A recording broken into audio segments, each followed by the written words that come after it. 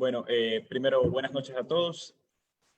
Una vez, muchas gracias por la invitación a este gran grupo de trabajo innovador que busca llevar la docencia de una forma diferente y por eso uno siempre está presto y gustoso a participar. No sé si el audio está bien y se ve mi pantalla, no sé si está compartida. Ya, perfecto. Bueno, el tema que vamos a hablar de hoy me parece un tema muy interesante desde diferentes puntos de vista. Es un tema que se maneja desde el cotidiano, tanto así que se dice que el síncope, una persona aproximadamente durante su vida, probablemente en población va a haber una prevalencia del 40%. Alguien alguna vez va a tener una sensación de desmayo o se ha desmayado, si no le ha pasado a alguno haciendo ejercicio o recién levantándose después de comer. Entonces es un tema importante y desde el punto de vista médico y profesional es una causa muy común que aborda las emergencias y me parece un tema demasiado interesante por el hecho de que ya vamos a ver cuánto hay gasto de recursos y a veces por el manejo incorrecto de estos pacientes terminamos ingresando a los que no debemos y mandando de alta también a los que no debemos. Y ese es el fin de la charla, que sepamos qué paciente debemos dejar en este hospital, porque si lo mandamos a la casa le puede pasar algo, y qué paciente lo podemos mandar y no malgastar recursos innecesariamente, que es un problema común. ¿Ok? Ese es el fin principal. Bien, voy a maximizar la pantalla. ¿Ok? Bien. Entonces, como tengo el tema, vamos a abordar el síncope en la emergencia y es importante entender que vamos a irlo desarrollando desde las etiologías, el diagnóstico, el abordaje según riesgo y algo del manejo, porque igual hay dos guías actualmente que salieron, la europea y la americana, de 2017 y 2018, que son de 90 a 120 páginas. Entonces, la idea no es ver todo desde un punto de vista de especialidad, sino un punto de vista clínico en la emergencia para poder saber qué hacer, ¿ok? Bien, entonces, comenzamos. Para iniciar, vamos a ver un caso de un paciente de 62 años de edad que llega a la emergencia. Nos refiere los antecedentes que es diabético, tiene hipertensión y ha tenido un infarto previo. No sabe, dice que fue hace algunos 3 años aproximadamente, más de eso no conoce. La medicación que él toma es carvedilol, valsartán, un ARA2, más hidroclorotiazida, un diurético, aspirina de 100 miligramos, toma simvastatina y 20 unidades de insulina utiliza para la diabetes. ¿Cuál es el motivo de consulta? Pérdida del conocimiento. Un poco de la historia, el paciente refiere que la esposa lo encuentra a él en el baño inconsciente, que en la inconsciencia y en el miedo lo trata de reanimar y recupera la conciencia aproximadamente, ella calcula desde que llegó a la zona, 1 minuto. De ahí el paciente dice que no recuerda nada de lo que le pasó. El familiar lo trae a la emergencia, en este caso estamos nosotros en la emergencia, y dice que tiene miedo de que se repita, que por favor lo valoremos, qué podemos hacer por este paciente. Y la pregunta que salta al inicio es, ¿cuál sería el mejor método inicial para la evaluación diagnóstica de este paciente? Llega este paciente, lo tienen en la emergencia, ¿qué hacemos nosotros? ¿Realizarían una tomografía o una resonancia magnética de cráneo ante esta pérdida del conocimiento? ¿Buscaría mucho más una historia clínica y un electrocardiograma como evaluación inicial? Por ser un paciente mayor y no saber si pudo haber sido una convulsión, pedirían un electroencefalograma dentro de una valoración neurológica, o seguirían más por los resultados de una biometría hemática y una bioquímica urgente. Buscarían esperar resultados de laboratorio. ¿Cuál sería su opción más adecuada en este momento, en este paciente que llega? Gracias. Gracias por el caso, Ricardo. Algo frecuente, algo que puede suceder en la emergencia, como tú dices. Y ya les acabo de activar la pregunta a todos para que participen y nos hagan saber, bueno, cuál sería esta primera conducta inicial. Decirles que siempre iniciar con un caso lo hace un poco más entretenido, lo hace un poco más divertido, porque vamos a poder ver durante la charla cómo, si es que hay ven cosas en las que tenemos alguna duda, las vamos a empezar a resolver. Entonces, siempre empezar con un caso clínico va a hacer desde la charla más divertida. Voy a cerrar ya la votación. Ha votado el 90% de nuestros asistentes. Perfecto. Y la voy a compartir con todos para poder ver y tal vez mencionar algo en concreto. Entonces, si la estamos viendo. Bien. Entonces, el 75% dicen que deberíamos hacer una historia clínica y un EKG. Bueno, Ricardo, ¿cuál sería el comentario de qué hacer primero? ¿Hacemos primero la historia clínica o hacemos primero el ataque? Sí, y esto lo pongo porque es una causa, una actuar frecuente, el hecho de que alguien pierde la conciencia y lo primero que a veces viene a la cabeza es este paciente tiene un problema neurológico y debemos inmediatamente hacer una tomografía. Otros por ahí, tal vez el electroencefalograma como que no sería, muchos lo hacen y ya han hospitalizado, pero es importantísimo no perder en cuenta que la historia clínica y el EKG, y eso va a ser como que todo el objetivo final de la charla, es entender que la historia clínica como en cualquier otra enfermedad, pero en el síncope aporta un diagnóstico vital, casi en el 25-50%, si uno hace una correcta anamnesis, el examen físico podría aportar algo y el electrocardiograma podría tener un diagnóstico inicial. Entonces, a veces nos gastamos en recursos cuando tenemos la herramienta más vital que es la anamnesis. Entonces, no hay que perder en cuenta que la historia clínica y el EKG va a ser la forma inicial para abordar a este paciente. Una historia clínica no tiene un costo y el EKG es un recurso que está siempre a la mano en la emergencia. Entonces, cuidado con perdernos y hacer exámenes innecesarios y pensar también que una biometría va a cambiar. Tenemos que esperar laboratorios para actuar con este paciente. No, la historia clínica va a ser lo más importante inicial y está bien lo que han elegido la mayoría. ¿Ok? Entonces, continuando y ya teniendo la idea de este paciente, vamos a abordar el síncope.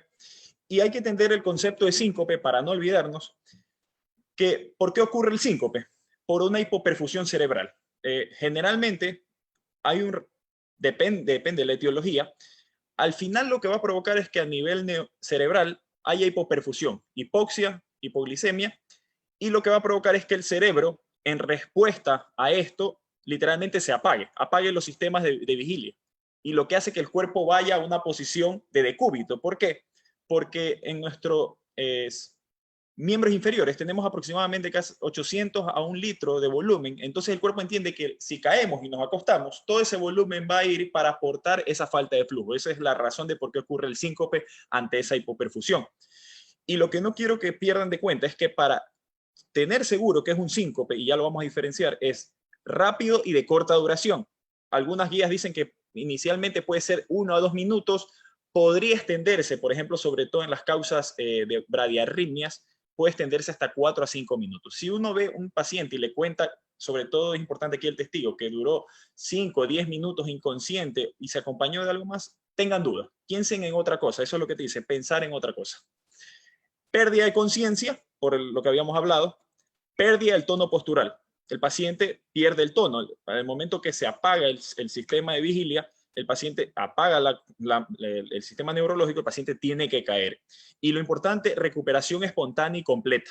El paciente se levanta, recupera el conocimiento y lo único que va a hacer es no acordarse de lo que pasó, pero el paciente va a estar lúcido, orientado, va a poder conversar y no va a quedar con un estado confusional y desorientado que ya vamos a ver que puede ser una manifestación de la convulsión.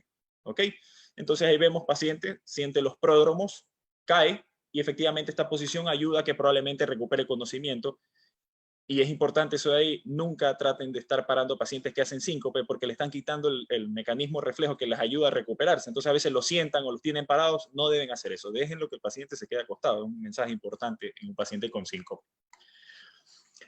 La epidemiología, la prevalencia del síncope, como les dije, es alrededor del 41% y se tiende a decir que de este 41%, el 13.5% hay recurrencias durante la vida.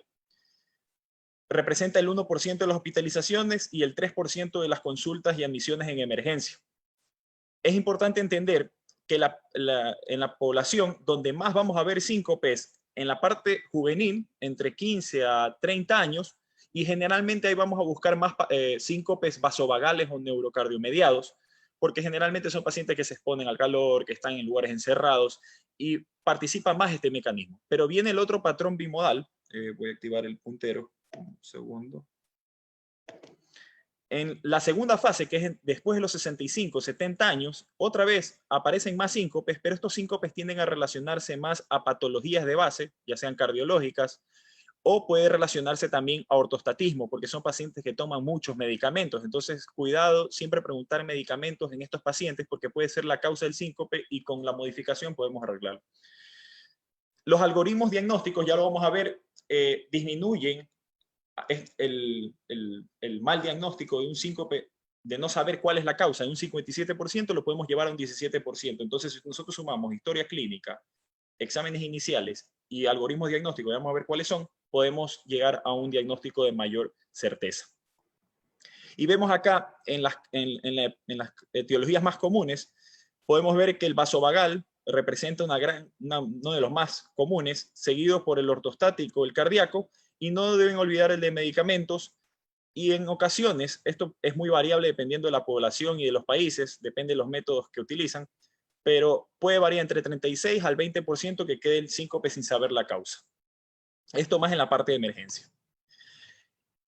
Y el síncope nace de lo que se llama trastornos, pérdida transitoria de la conciencia. La pérdida transitoria de la conciencia la podemos dividir en no traumática o por traumática. El traumatismo entendemos por cualquier accidente o trauma craneoencefálico, eso es otro punto.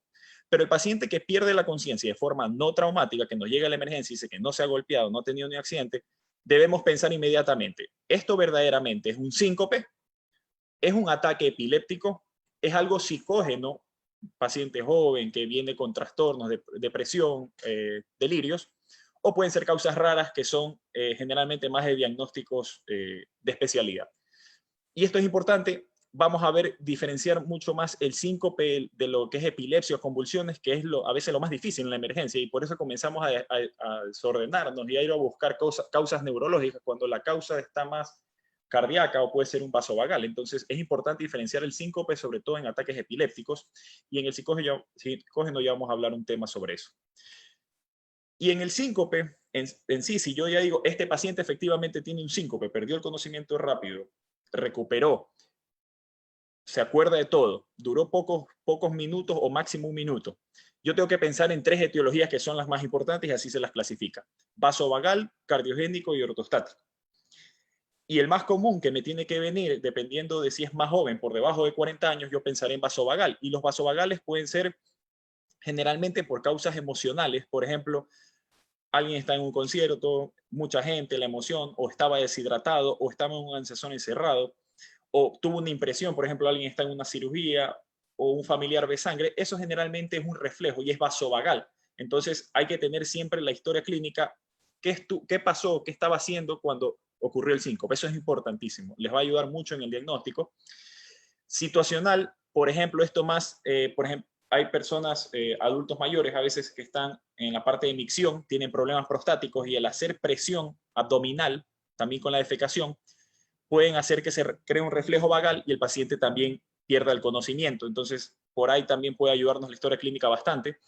Y no olvidar la enfermedad del seno carotidio. Esto es importante en personas, por ejemplo, que el antecedente dicen que tuvo una súbita movimiento del cuello, o por ejemplo utilizaron corbata o utilizan cadenas apretadas, y al utilizar esto comienza a haber sensación de mareos y desmayos. Entonces cuidado con que el paciente tenga una enfermedad del seno carotidio y es por hipersensibilidad del seno. Entonces ahí vamos a ver qué maniobra diagnóstica nos ayuda.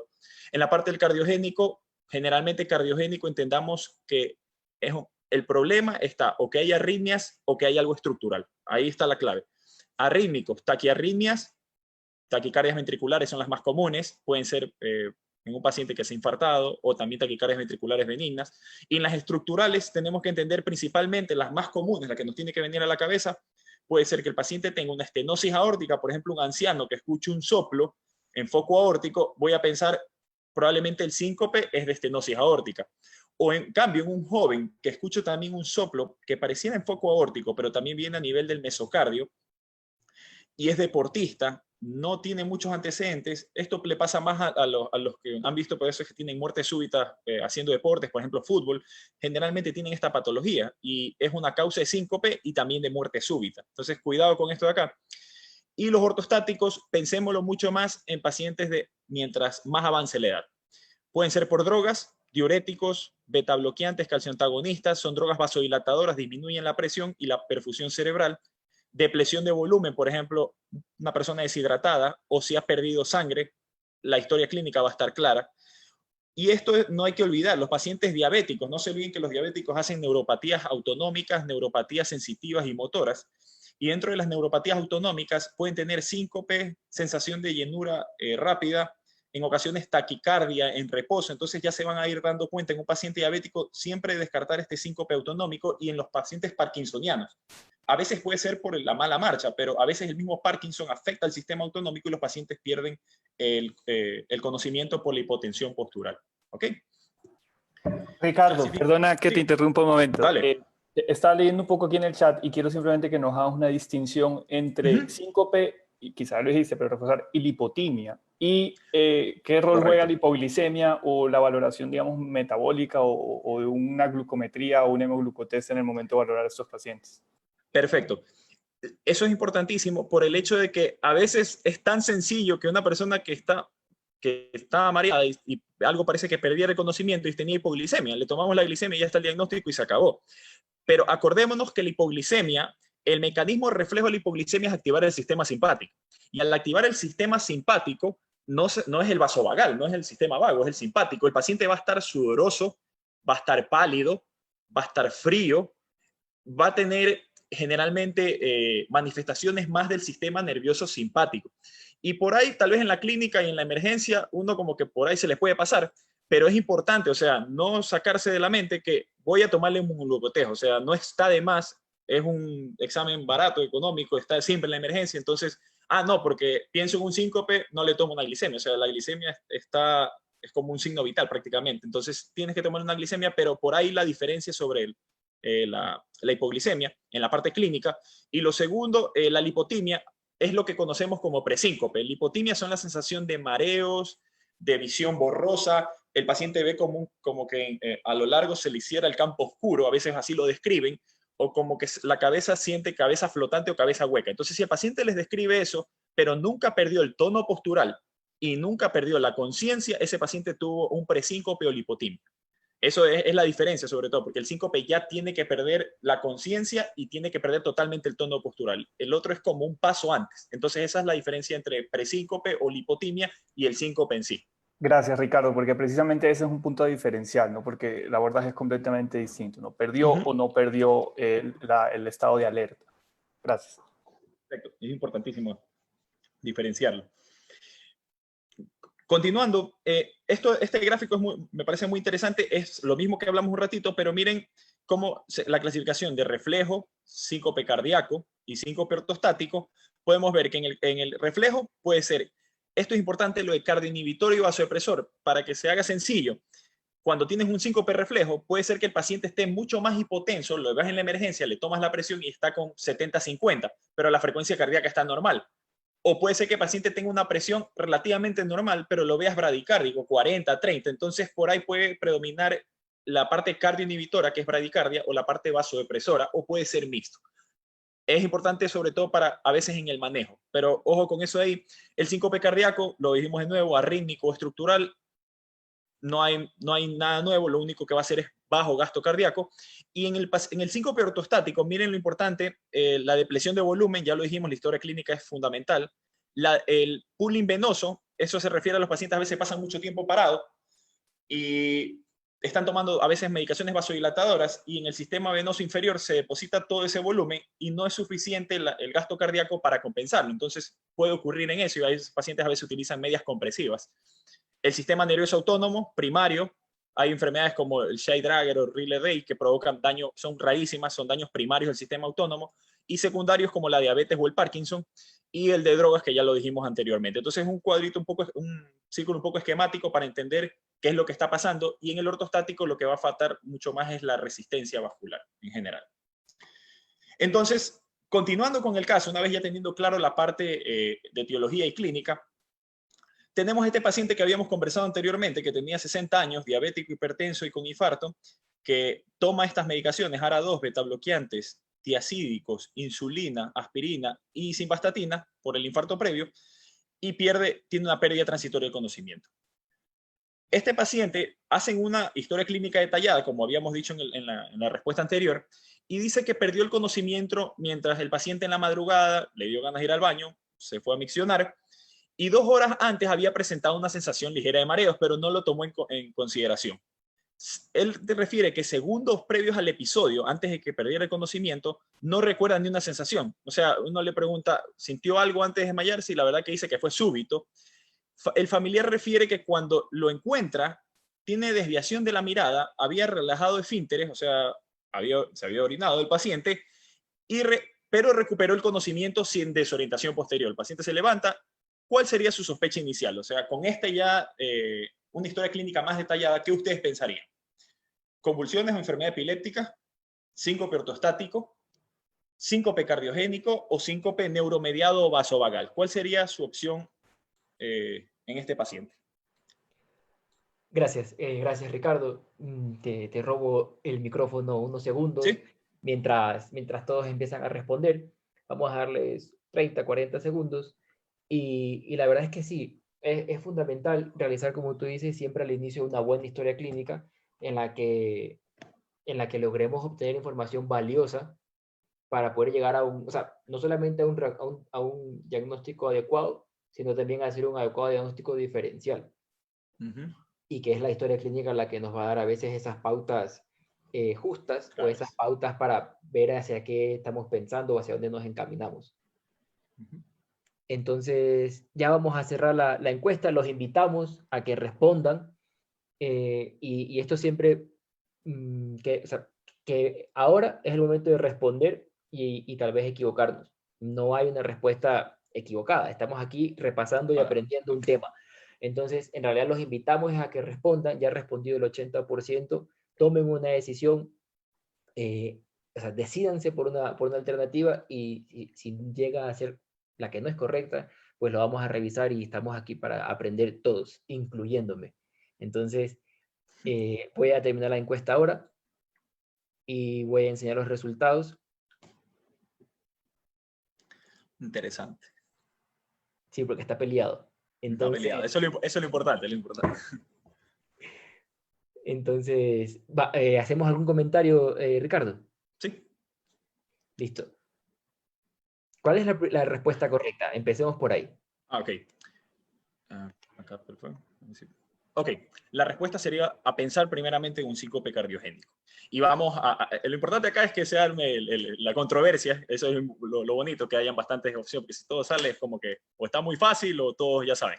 Ok, bien, aquí la respuesta, en verdad la que más tuvo opción es el síncope ortostático, y la verdad, cuando formulé el caso, me esperaba que también pasara eso. ¿Por qué? Porque está bien el pensamiento, muy probablemente muchos pensaron, este paciente toma algunas drogas vasodilatadoras, que está el betabloqueante, está tomando un tiacídico, un diurético, es un paciente con tendencia más añoso, y podemos estar pensando que este paciente puede haber levantado de la cama, pasaron unos minutos y se desmayó. Muy probablemente ese es el pensamiento de muchos y no está mal, no es incorrecto, estamos bien, o sea, estamos orientándonos hacia allá.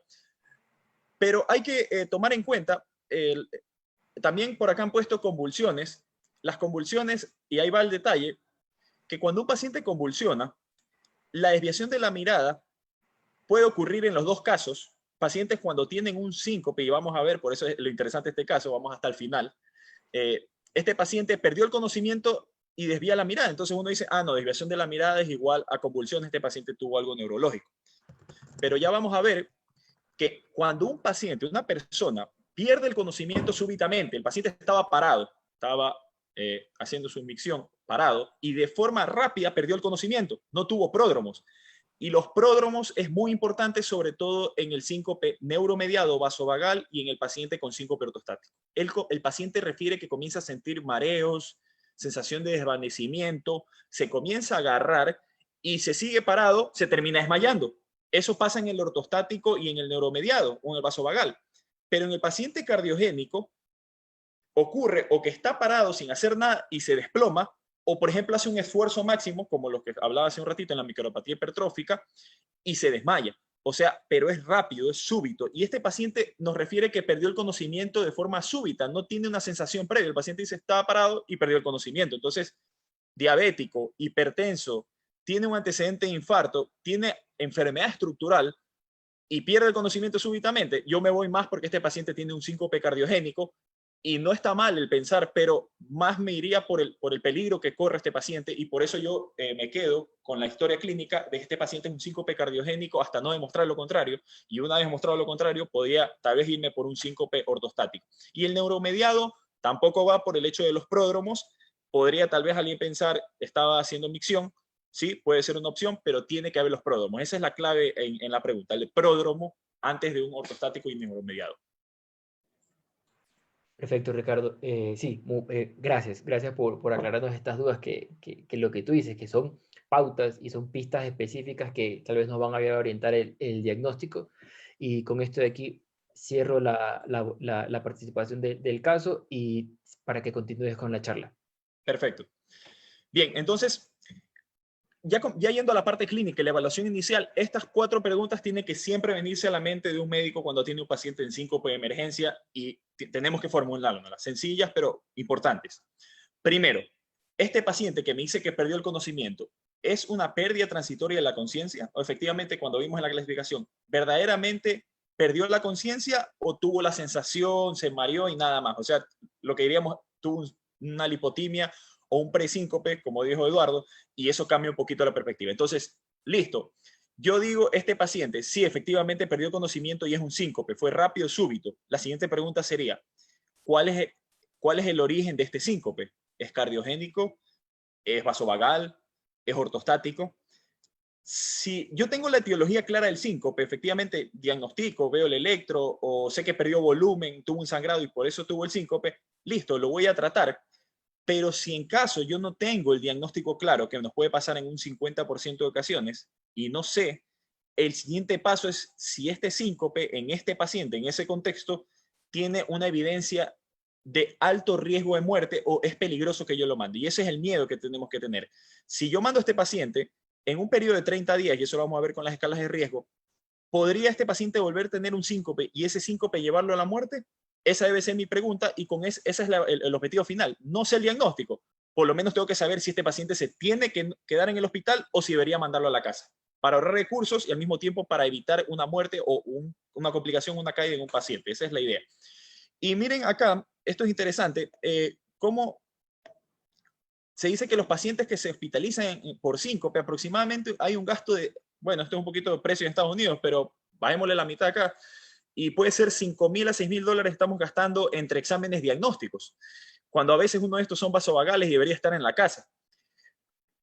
Miren que un estudio halló que aproximadamente se gastan $17,000 innecesarios en diagnósticos de pacientes con síncope vasovagal. O sea, eso es lo que no tenemos que hacer, o sea, gastar tanto dinero en algo tan benigno, y ya lo vamos a ver, que no le va a pasar mayor cosa al paciente y lo tenemos ingresado y haciendo bastantes pruebas. Y puede llegar a costar en Estados Unidos el exceso es hasta $1 billón mal utilizados en diagnósticos. Miren acá, yo hice, aquí corté realmente los precios, porque eran precios de allá en Estados Unidos, pero puse unos aproximados de lo que a nosotros nos costaría acá. Y miren que si yo a este paciente le haría troponinas, le hago el electro, que sí está bien, le hago una telemetría, que es monitorización, le pido una tomografía y no me queda duda, al final le pido una resonancia, un ecocarotidio, le pido también a veces, puedo hacerle, algunos terminarían haciendo estudios electrofisiológicos, un ecocardiograma, y si le pido toda esta batería, miren cuánto este paciente ha gastado, aproximadamente 1,700, tranquilamente 1 a 2 días.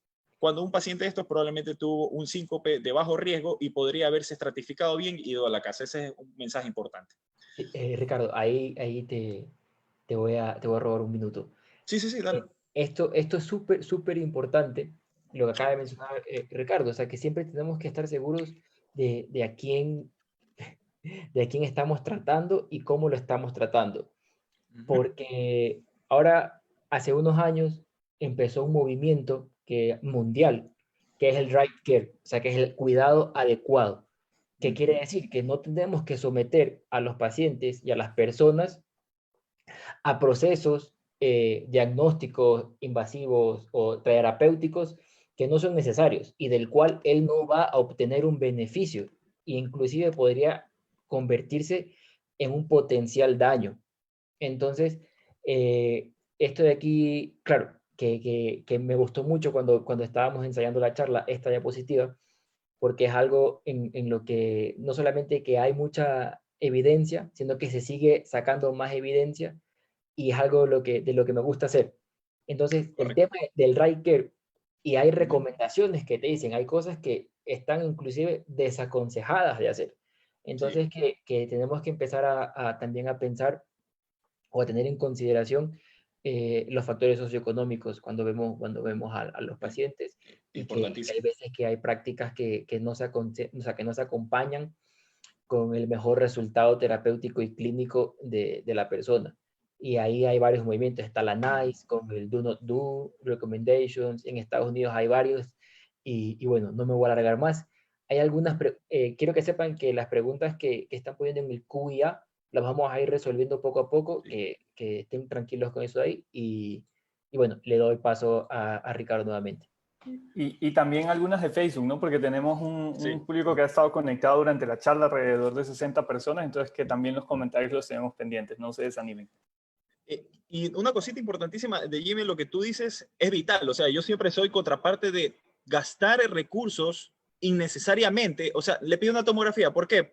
Porque, no sé, porque perdió conocimiento, pero le hiciste una historia clínica al paciente, le preguntaste por qué, si y en Estados Unidos, como tú dices, hay cada año un ranking que sacan de los 10 test más mal utilizados en la práctica médica. Y es increíble que en la parte cardiológica es uno de los que más hay. Entonces hacemos test, gastamos recursos, tenemos al paciente sufriendo y asustado, cuando con una buena historia clínica el paciente lo podemos mandar a la casa o podemos ingresarlo de forma adecuada. Entonces es importantísimo ese tema que tú lo dices, y por eso vino al caso esta diapositiva. Sí, y para cerrarla, que, o sea, inclusive con la tomografía tenemos los signos de alarma. O sea, que si una tomografía tiene que cumplir signos de alarma Correcto. O sea, hay criterios, hay red flags, o sea, que tenemos ayudas que podemos, o sea, tablitas, que podemos tenerlas ahí como un apoyo. Y bueno, cuando yo estaba haciendo el internado, cuando hacía el internado, tenía una polla atrás de mi clip, o tenía en el mandil siempre, o en el celular, las calculadoras, las guías, las tablas. Entonces bueno, ya, sigue Ricardo, adelante. Perfecto. Bien, entonces, continuando. Perdón, aquí. Importante, para tener datos claves entre uno y el otro. Primero, el síncope reflejo.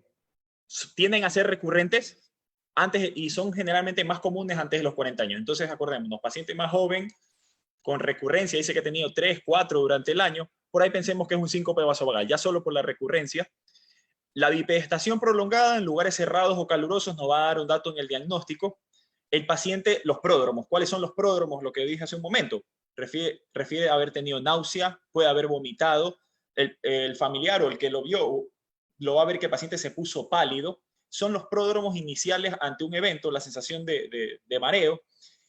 Y puede también ocurrir después una emoción o sensación extraña. Sé yo, te ganaste la lotería, te desmayaste. Entonces ahí tuvo la emoción. O te contaron una mala noticia, pasó algo con un familiar, o viste sangre, o viste algún insecto, qué sé yo. Eso, después de eso te desmayas, entonces ahí vino el emocional y nos ayuda en el reflejo. En el síncope cardiogénico, ahí vamos lo importante, y miren con el caso que estamos viendo, si el paciente estaba haciendo ejercicio y pierde el conocimiento, es importante que no haya sido un ejercicio extenuante donde el paciente sudó y comenzó a deshidratarse. Bueno, puede haber sido algo más vasovagal. Pero si el paciente hizo una actividad y perdió el conocimiento de forma súbita, o el paciente está acostado, esto es importantísimo, el paciente que está acostado y pierde el conocimiento, preocupémonos, asustémonos. O sea, justo tuve un paciente hace 2 días que el paciente dice que estaba acostado y comenzó a sentir mareo y se desmayó. Ya de una tiene que venir a la cabeza, esto es probablemente cardiogénico, y asustarnos. O sea, entendamos que está acostado y tiene volumen, o sea, tiene reserva, y aún así pierde el conocimiento. Eso tiene que hacernos pensar que este paciente es de alto riesgo. Palpitaciones previas, el paciente dice, me late el pecho y me desmayé. Pensemos en una taquiarritmia. Si tiene un antecedente, un hermano, un familiar que a menos de los 40 años murió, puede ser una enfermedad congénita de la conducción o una miocardiopatía, y este paciente haber heredado esto, y siempre nos va a ayudar en la historia clínica. O si nos refiere que tiene un antecedente de enfermedad coronaria estructural, como el paciente en nuestro caso que tenía diabetes, hipertensión, infarto, ya un paciente con enfermedad de base nos indica que probablemente este síncope tenga que ser más de alto riesgo. Y el ortostático, clave diagnóstica, también tuvimos un paciente que le pedían exámenes y todo, y en la historia clínica le preguntamos, y el paciente refería que se paraba de la cama, estaba acostado 5 o 10 minutos, se paraba, pasaban 2 a 3 minutos de que comenzaba a movilizarse y comenzaba la sensación de mareo. Y es importante que siempre ocurre casi al mismo tiempo. 3, 4, 5 minutos el paciente dice, doctor, cada vez que me paro, voy al baño y a los tantos minutos me comienzo a marear. Entonces, ese tiempo, ese de pasar acostado, a parado, ya nos indica que es ortostatismo y nos lleva al diagnóstico. Tiene que tener una patología en muchas ocasiones neurológica, puede ser diabetes, Parkinson, para pensar en afectación del sistema nervioso, o sobre todo en pacientes como también puede haber sido en el caso, paciente que esté utilizando drogas vasodilatadoras, antihipertensivos, diuréticos. Por eso es importantísimo preguntar sobre medicamentos, o pérdida de volemia, pacientes deshidratados, que tienen una hemorragia, está más claro el diagnóstico. Y en el síncope, reflejo y vasovagal, en sí, lo que ocurre en estas personas es que hay una respuesta inapropiada del sistema autónomo, en la cual la respuesta vasodilatadora es excesiva y puede haber bradicardia. Entonces, al haber vasodilatación y bradicardia, hay hipoperfusión cerebral y el paciente se desmaya. Y eso vino condicionado por un estímulo externo. Por eso viene el reflejo. Presentan síncopes presincopales o lipotimia, lo que preguntaron, y puede predominar el componente vasodepresor, que es la hipotensión, o el paciente ser más cardioinhibitorio y tener más bradicardia. Esto es importantísimo. Son de bajo riesgo y tienen excelente pronóstico. Miren aquí cuáles son algunos de los síntomas presincopales: sudoración, cefalea. En ocasiones pueden referir palpitaciones, pero acordémonos, si las palpitaciones y el paciente pierde conocimiento rápido, por ahí más arrítmico, pero puede ser parte.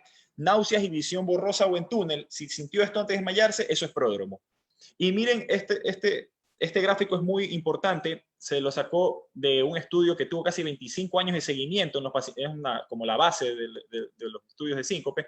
Y miren que los pacientes que nunca han tenido síncope y que tienen un síncope vasovagal, la mortalidad a largo plazo es igual que un paciente que no tiene síncope. Por eso la benignidad y no tener estos pacientes asustados ni ingresándolos innecesariamente. Pero miren los pacientes que tienen causas neurológicas o cardiológicas, la mortalidad es mucho más alta y tienden a morir más temprano. Entonces, por eso es lo importante en la estratificación de riesgo, para saber qué paciente debo mandarlo o debo dejarlo ingresado.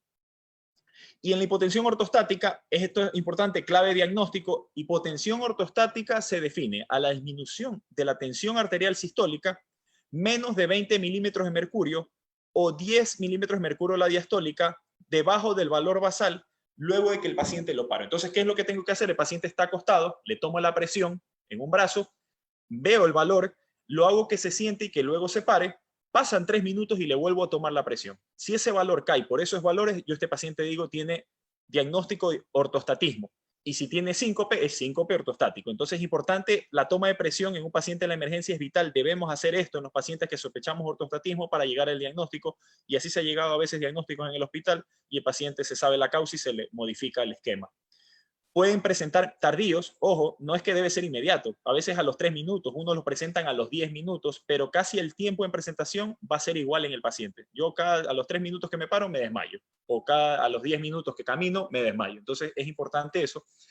Es más común en pacientes añosos, por eso decía que es una buena opción lo que habían elegido algunos, por encima de 65 años, diabéticos. Acordémonos que los adultos mayores tienen ya disminución de la capacidad refleja de todo el organismo, y uno de ellos, el sistema autónomo, pierde la capacidad reguladora normal y por eso se ven afectados comúnmente. Y un metaanálisis de 121.000 pacientes se vio que a los 5 años los pacientes que tienen síncope ortostático tienen una mortalidad de 1.5 veces, que en relación al cardiogénico nada que ver. El cardiogénico son 6 a 7 veces, pero igual hay mortalidad, y por eso la importancia también del diagnóstico y no dejar que estos pacientes mantengan este ortostatismo. Y acá lo importante, el reflejo aferente, es el nervio, el vago y el glosofaringio, que están en las zonas sensitivas de presión de la aorta y de la carótida.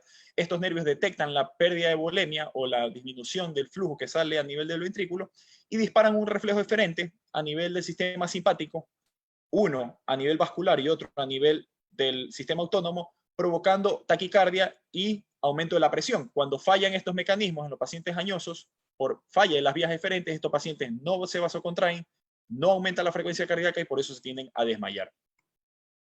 Un punto clave, y esto es importantísimo que quiero que lleven, diferenciar de convulsiones. Las convulsiones, el pródromo en sí, como decir de las convulsiones, es el aura. ¿A qué me refiero? El paciente dice, antes del episodio comencé a sentir un olor extraño, a veces tiene un olor fétido, o vi destellos, o vi luces, o escuché sonidos extraños y siempre refiere en la misma aura, entonces ahí nos puede orientar que tuvo una convulsión. Importante revisar la cavidad oral. Vean en la cavidad oral. Si el paciente, un estudio vio que el paciente cuando se veía que tenía lesión, sobre todo en las partes laterales de la lengua, se había mordido, eso indica que tuvo espasmo de la musculatura maxilar y por lo tanto al tener espasmo ese paciente tuvo una convulsión porque eso aumentó la tonicidad. Entonces si ustedes ven la boca y ven lesión orofaringia, piensen más que tuvo una convulsión. La desviación de los globos oculares, como el caso que hablamos, tiende que ser más horizontal.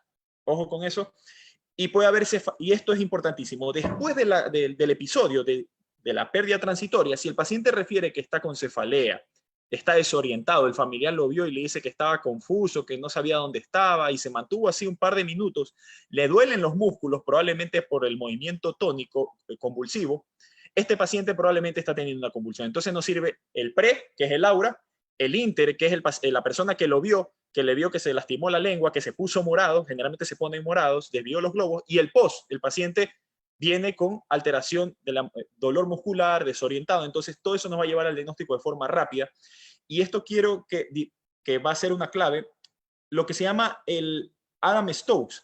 El Adams-Stokes son pacientes que hacen bloqueo auriculoventricular completo generalmente, y como no llega a circulación por más de 8 segundos y la hipoperfusión puede durar 20, 30 segundos, ese cerebro, al tener hipoxia prolongada, comienza a desencadenar convulsiones. Y el paciente hace convulsiones y uno dice, este paciente está teniendo unas convulsiones. Y uno preguntará, ¿y cómo lo diferencio?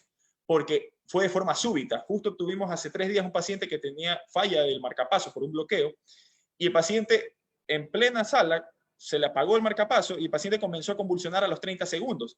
Pero fue la pérdida de conocimiento súbita, entonces no tuvo aura, fue forma súbita, se puso más pálido, no morado, y ya tenía el antecedente. Entonces, las crisis Adams-Stokes son convulsiones asociadas a un problema cardíaco, generalmente un bloqueo AV por hipoperfusión, y hay que diferenciarlo de convulsiones de causa neurológica. Eso es muy importante y les puede pasar en la emergencia, así que cuidado con esto de acá.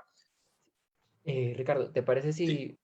Antes justo del algoritmo de manejo de emergencia, ¿te parece si hacemos un par de preguntas Ya, perfecto. que hay de las personas? Y si lo invitamos también al doctor López, Sí, sí, sí. para que también pueda comentar y Activar. Sí, eso participar con iba a nosotros. decir. Entonces, doctor López, cuando quiera, y también participa de la discusión.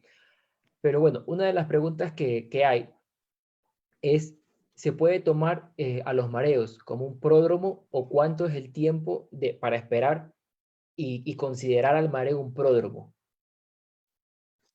Entendamos que el pródromo significa que es algo antes de que pase algo. Si el paciente refiere mareos, pero nunca perdió el conocimiento, esto no lo voy a tomar como un pródromo, porque al final de cuentas lo que está teniendo es nada más mareos. ¿Qué sé yo? Paciente, hasta a veces ocasiones son pacientes que tienen vértigo y ustedes le preguntan y dicen, no, siento que las cosas se mueven, no soy yo, y ese paciente lo que está teniendo es mareo asociado a principalmente un vértigo. Entonces, pero si el paciente siente mareo y pierde el conocimiento, esto yo diré, este mareo es un pródromo.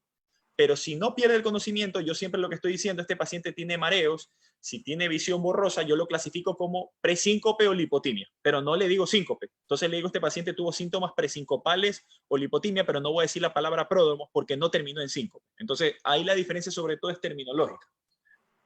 Perfecto, perfecto. Otra pregunta más. Si es que una convulsión llega a tener pródromos, ¿cómo se lo podría diferenciar con el síncope? Ok.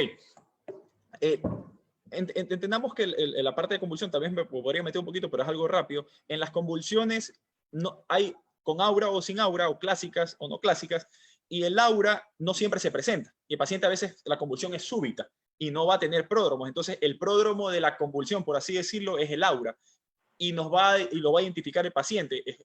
Escucho sonidos extraños entonces escuchar sonidos extraños, esto no es un pródromo de síncope. Paciente ve destellos, no es que visión en túnel oscura, sino ve destellos, eso más puede ser preconvulsivo, o el paciente tiene un olor extraño, entonces ese olor extraño es el aura. Entonces esos pródromos, por así decirlo, en la convulsión, lo diferencio de los pródromos del paciente que hace un síncope, y nos va a ayudar sobre todo el intercurso y el poscurso. Yo siempre lo diferencio de forma más rápida, sobre todo más que la parte pérdida transitoria, es porque el paciente se mordió la boca, estuvo morado y después quedó confundido, desorientado, ya tienes el diagnóstico a la mano y te ayuda mucho más eso. Perfecto, perfecto. Entonces, si quieres, continuamos, Ricardo. Perfecto. Ok. Bien, entonces el algoritmo de manejo, ¿qué es lo que van a hacer cuando le llegue el paciente a la emergencia? La primera pregunta es, ¿esto es una pérdida transitoria de la conciencia? No, no es una pérdida transitoria. El paciente lo está simulando o simplemente fue una convulsión, o sea, fue una pérdida transitoria no sincopal, convulsionó, el paciente es epiléptico. Si saco esos dos grupos, el psicógeno, el epiléptico, la hipoglicemia también podría estar ahí metido, y el paciente efectivamente tiene un síncope, inicialmente, ¿qué es lo que va a hacer? Lo que habíamos dicho, historia clínica, la historia clínica detallada. ¿Qué pasó antes del evento? Siempre pregunten qué pasó antes del evento, qué estaba haciendo, dónde se encontraba. El síncope es pura anamnesis. Pregunten con quién estabas y siempre los testigos. Un testigo, mire, yo vi que hizo esto, a veces graban hasta videos, entonces le va a ayudar fenomenalmente. Una vez que en la historia clínica le toman un electro para ver si hay una causa arrítmica demostrable, les va a ayudar. No siempre va a aparecer, eso ya lo vamos a ver. Le toman la presión, puede estar hipotenso, si es que es un vaso vagal puramente hipotensor, y ya cuando el paciente esté más estable, le hacen maniobras de ortostatismo, le toman la presión acostado y le toman la presión parado. Algunos recomiendan hacer el masaje del seno carotidio. Yo les recomiendo que esto lo hagan más con vigilancia, monitorización continua. Este paciente debe estar monitorizado y generalmente ayudarse con el especialista, porque si ustedes no ocultan la carótida y el paciente tiene una placa y le hacen masaje del seno carotidio, podrían aumentar la hipoperfusión y desencadenar un evento. Entonces, cuidado con el masaje del seno carotidio, hay que saberlo hacer. Una vez que le hago esta valoración inicial, miren que no hemos pedido tomografía ni examen, nada más, solo esto, presión, electro, maniobras básicas. Siguiente paso. Tengo el diagnóstico de certeza, paciente tuvo hemorragia y se sincopó. Paciente está tomando 3 antihipertensivos y después de las pastillas se sincopó. Ya está claro el diagnóstico. Listo, comienzo el tratamiento. Descontinúo la pastilla, le paso volumen, le doy si es necesario aumentarle la presión con algún medicamento. Pero si no tengo el diagnóstico y estoy dudoso,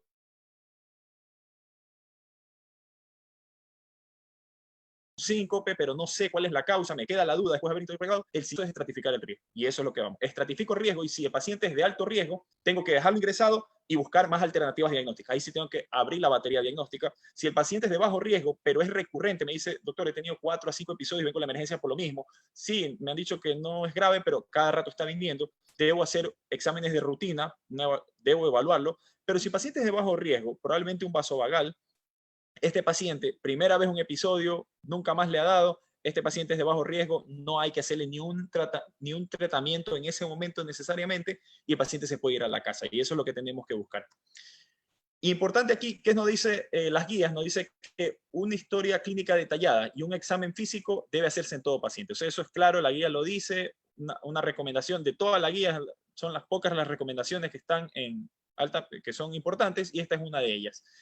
10% puede dar el diagnóstico. Esto me refiero al electrocardiograma. En el electrocardiograma, a pesar de tener un bajo rédito diagnóstico, cuando está la manifestación, está el clave. O sea, por eso el electrocardiograma es económico, está a la mano y me ayuda mucho a sacar ese paciente que veo el electro, veo el QT, veo el PR. Y una clave en el diagnóstico les va a ayudar esta mnemotecnia.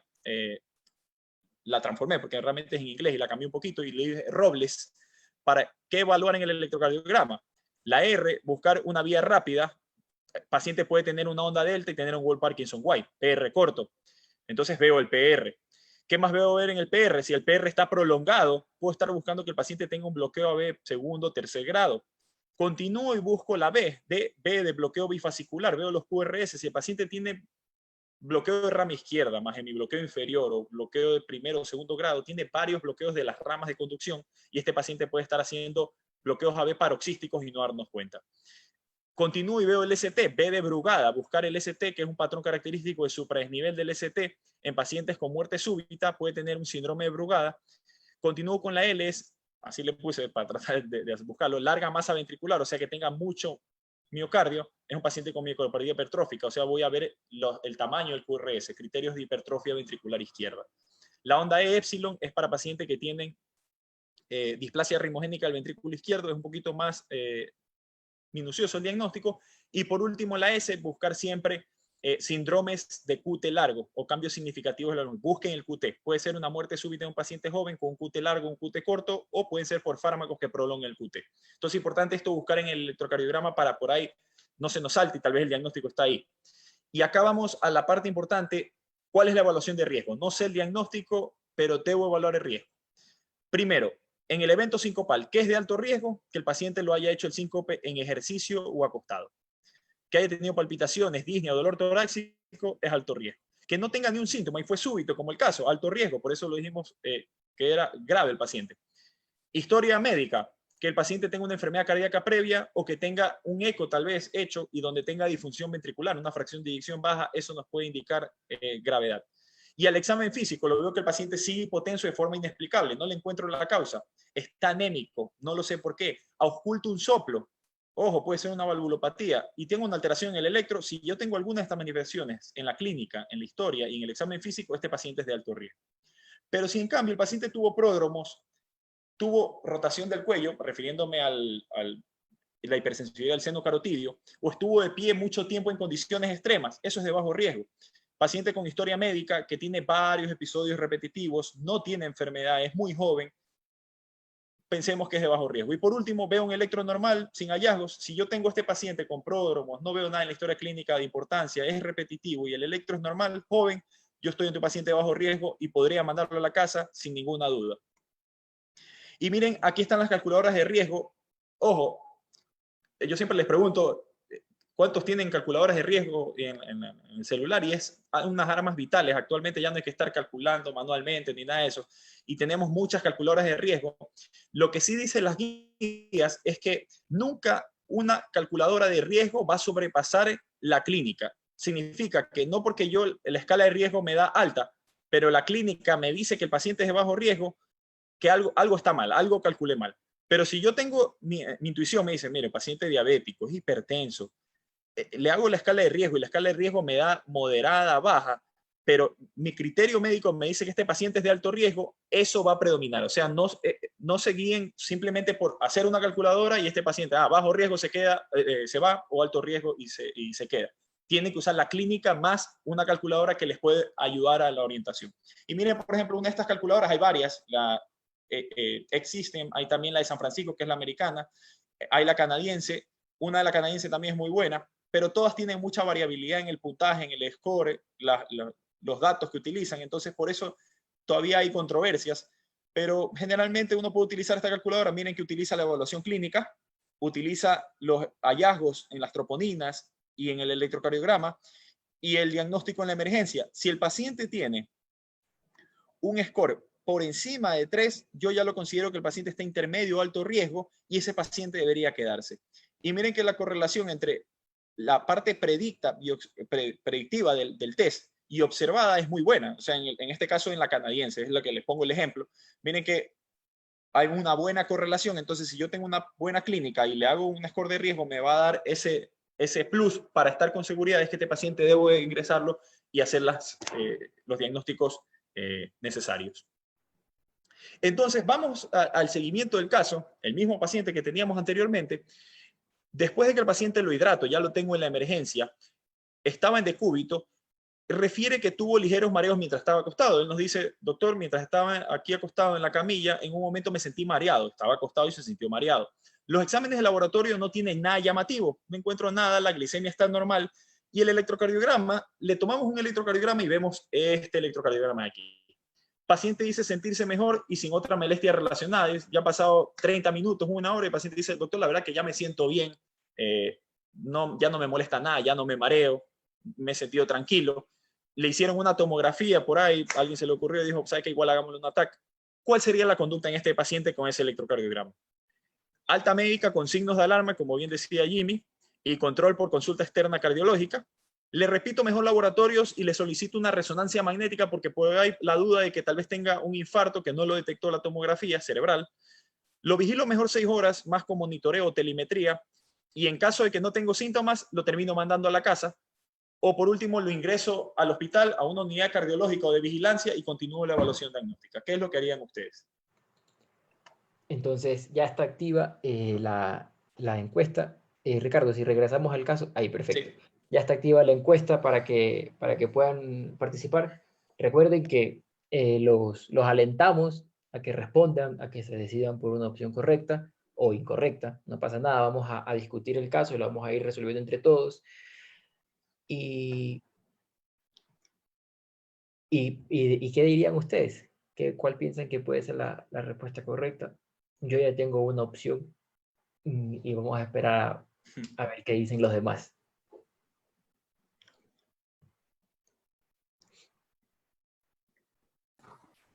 Sí, y bueno, recordarles que en el chat vamos a estar también enviándoles documentos o evidencias, links de interés de la charla y de demás temas. Y también que al final de la charla, a quienes que estuvieron aquí presentes, les vamos a enviar por correo electrónico material de lectura, para que si lo quieren utilizar, lo pueden reforzar de ese modo. Entonces ya voy a dar por concluida la votación para poderla ver entre todos y la estamos viendo ahora. Entonces, está peleada de nuevo La entre la pelea, es opción C importante. y la opción D. Entonces, Ricardo, empecemos no con lo correcto esta vez, sino desglosando o comentando cada opción y por qué sí o por qué no podría haber sido. Perfecto. No sé, Jimmy, si igual el doctor Richard López ya tiene, creo que Sí, está el audio igual. Si quiere, sí, está el quiere audio del comentar doctor algo. López. Doctor López. ¿Cómo está? Buenas noches. ¿Me escuchan? ¿Qué tal, Richard? ¿Sí nos escuchas? Sí, déjame que estoy tratando de activar el video, pero no puedo, no sé por qué. Pero bueno, no, excelente charla, muy buena charla. Y yo te quería preguntar algo, todo muy bien, hasta ahora muy bien explicado, todo creo que estamos entendiendo perfectamente. Yo creo que el electro es básico, ¿no? Y es lo primero que se debe hacer en todo paciente con un cuadro sincopal.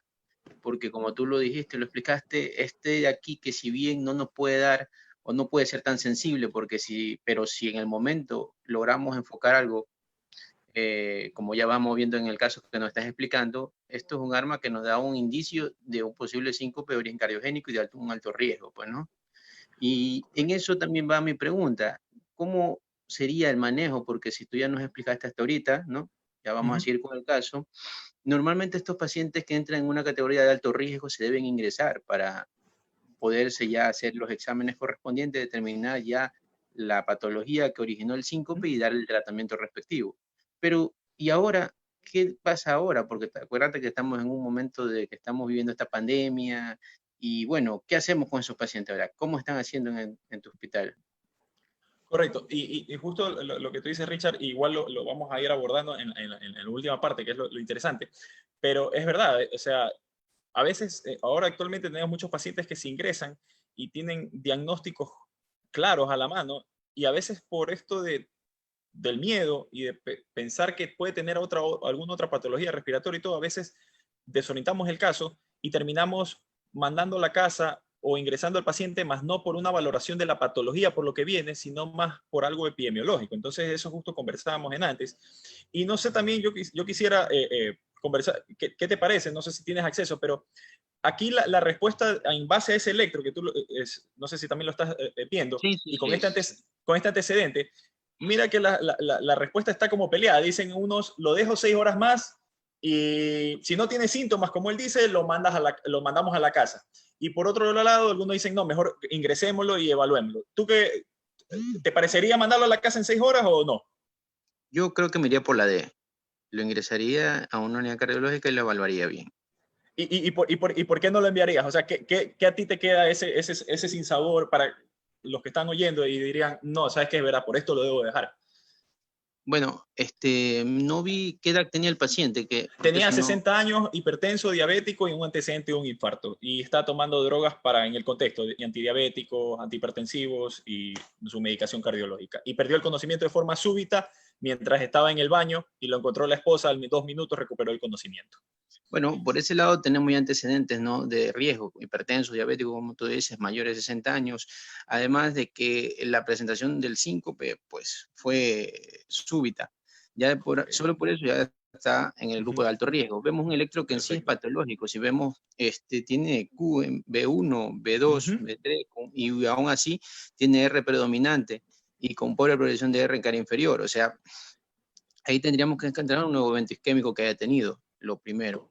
Algo Correcto, cardiogénico. Ajá. Entonces, es por cualquier lado, por la clínica, por la parte también de hidrocardiográfica, entraría en un grupo de alto riesgo. Así que tendría que tener un ingreso hospitalario y un manejo adecuado. Perfecto. Entonces, es importante, como dice el doctor Richard, así yo no le haya visto el electro, por último, ni había papel, que a veces puede pasar, todo hay en esta vida. Este paciente, solo con lo súbito, yo quiero resaltar lo que tú dijiste, el súbito ya es de alto riesgo, este paciente se queda inmediatamente ingresado, ¿no? Y por la edad, o sea, ya no tengo que esperar más cosas para mandarlo a la casa. De ese paciente lo ingreso y si no tengo algún electro o el electro no me dice nada, igual se va a quedar.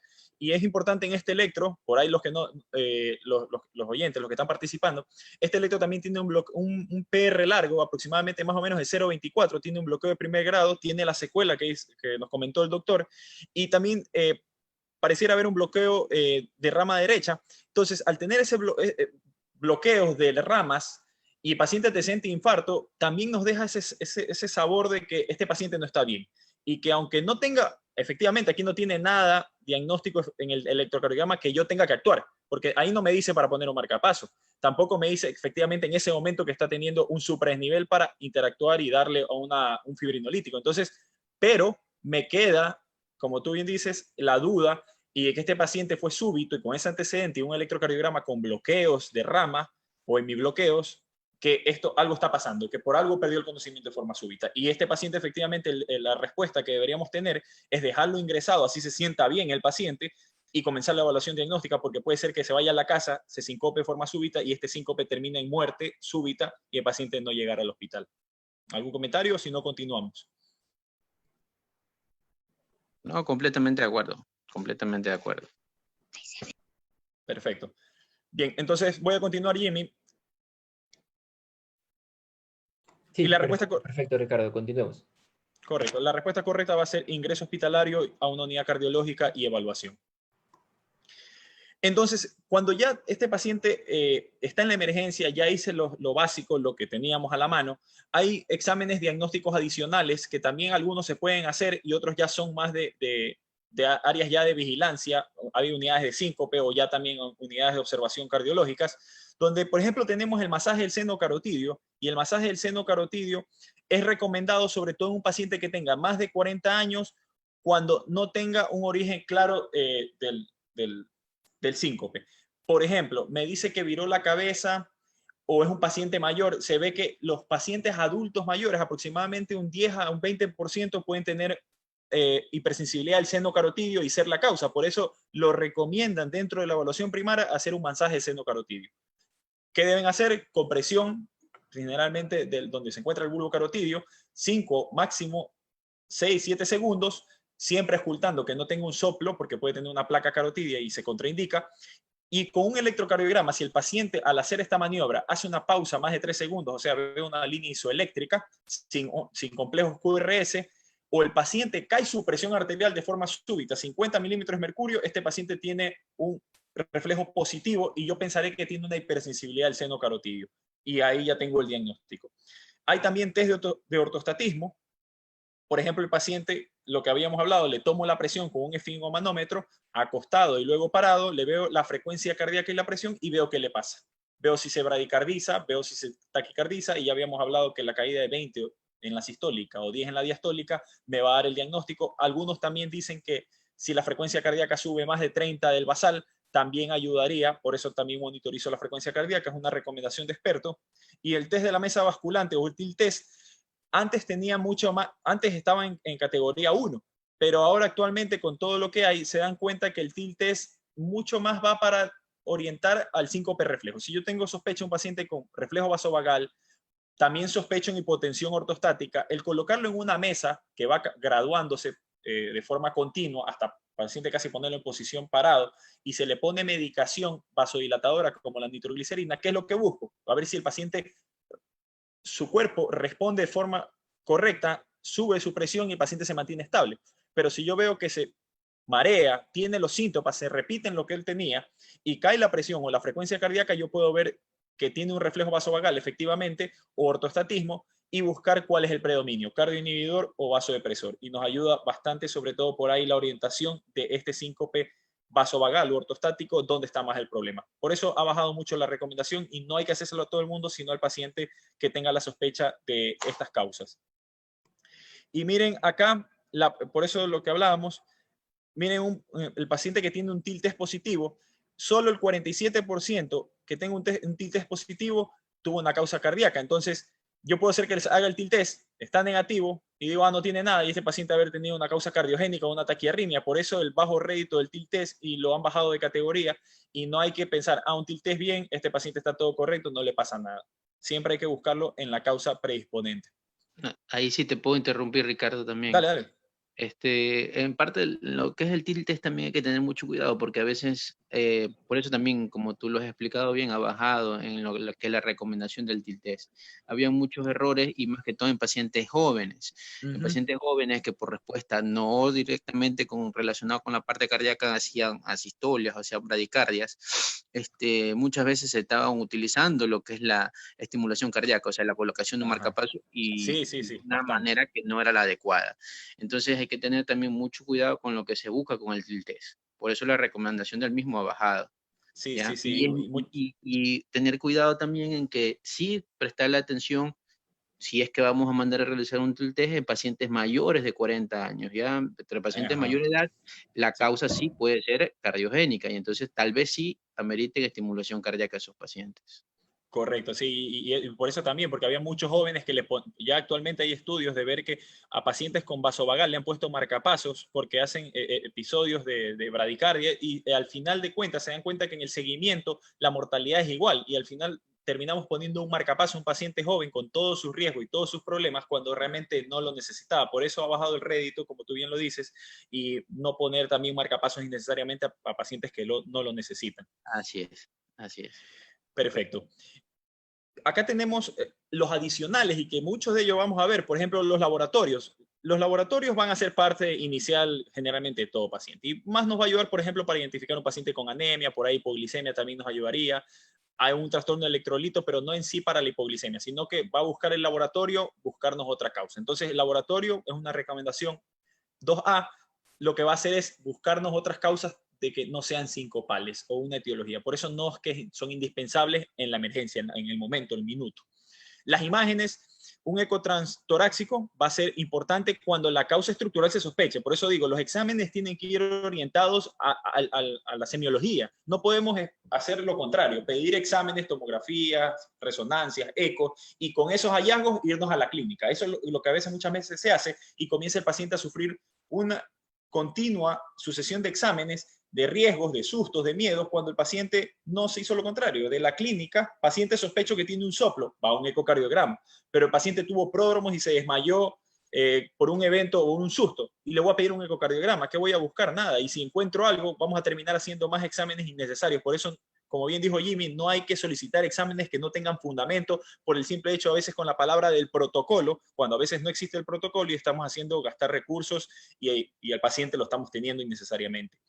Y miren acá lo que dice, no hay beneficio o no se encuentra en sí el laboratorio como que es una herramienta indispensable en el síncope. En las imágenes, los exámenes cardiológicos de rutina no se deben realizar, o sea, ecocardiograma, resonancias magnéticas cardíacas, tomografías cardíacas, si el paciente no se sospecha causa cardiológica. Entonces, importante con eso, causa cardíaca va a exámenes cardíacos, si no, ¿para qué lo voy a someter a ello? Y importante acá con el Holter, monitorización y estudios electrofisiológicos, por ahí está un poquito, ya va a la especialidad, pero hay que tener en cuenta que el Holter a veces sí hay a la mano en la emergencia. Importantísimo, y esto les va a pasar.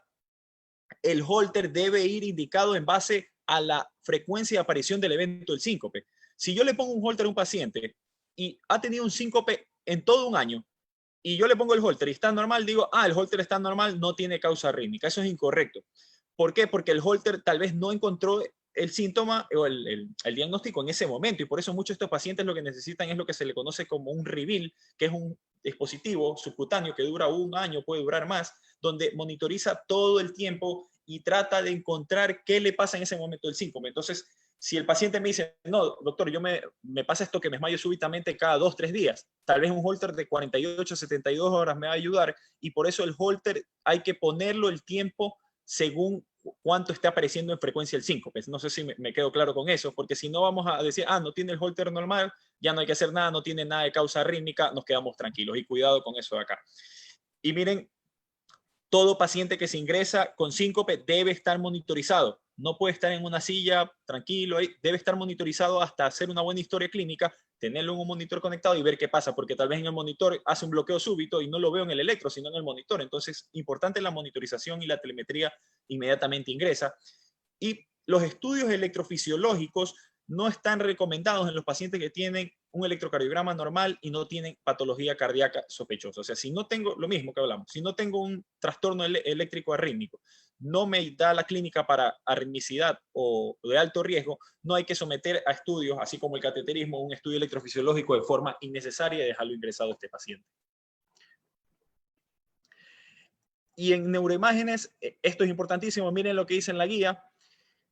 La resonancia magnética y la tomografía no se recomiendan en la evaluación del paciente con síncope, a excepción de que el paciente haya tenido una focalidad neurológica o tenga un trauma de cráneo. Entonces ya nos damos cuenta que pedir tomografías y resonancias en pacientes que hacen síncope no va a encontrar absolutamente nada importante y nos puede desorientar más el diagnóstico. Ve una calcificación, tal vez el paciente tuvo algo previo, no, nos vamos por la parte neurológica. Entonces, siempre si tiene alguna manifestación neurológica, va para el paciente para una neuroimagen. Si no, no.